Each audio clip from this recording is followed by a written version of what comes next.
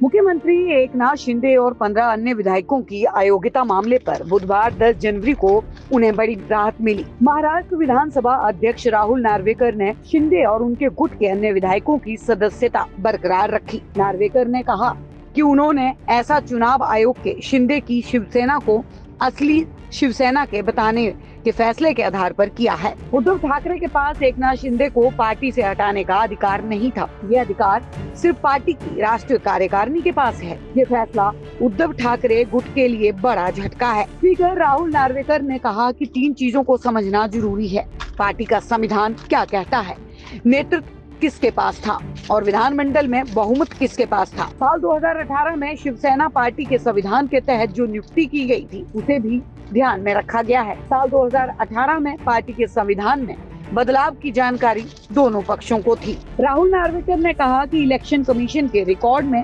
शिंदे गुट की असली शिवसेना है। ऐसे में मैंने चुनाव आयोग के फैसले को ध्यान में रखा है। उद्धव गुट ने आयोग के फैसले को चुनौती दी। मेरे सामने असली मुद्दा है कि असली शिवसेना कौन है। सुनवाई के दौरान ये पता चला कि 2018 के बाद शिवसेना में कोई चुनाव नहीं हुआ।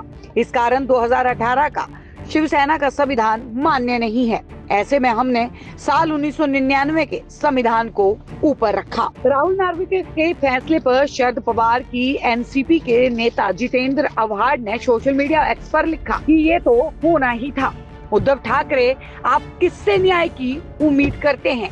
ये लोग न्याय करेंगे। जिन विधायकों की अयोग्यता को लेकर फैसला आया है उनके नाम सीएम एकनाथ शिंदे, रोजगार मंत्री संदीपान राव भुमरे, स्वास्थ्य मंत्री डॉक्टर तानाजी सावंत, अल्पसंख्यक विकास मंत्री अब्दुल सत्तार, भरत गोगावले, संजय शिरसाट और यामिनी जाधव है। इसके अलावा अनिल भाऊ वावर, डॉक्टर किनीकर, बालाजी बल्लाद, प्रकाश सुर्वे, महेश शिंदे, लता सोनवने, चिमनन राम, रूपचंद पाटिल, रमेश वोरनारे, डॉक्टर संजय राय मूलकर और बालाजी कल्याणकर हैं। महाराष्ट्र की 286 सीटों में से बीजेपी के पास 104, शिंदे की शिवसेना के पास 40, अजीत पवार की राष्ट्रवादी कांग्रेस पार्टी के पास 41 और अन्य के पास 18 सीटें हैं।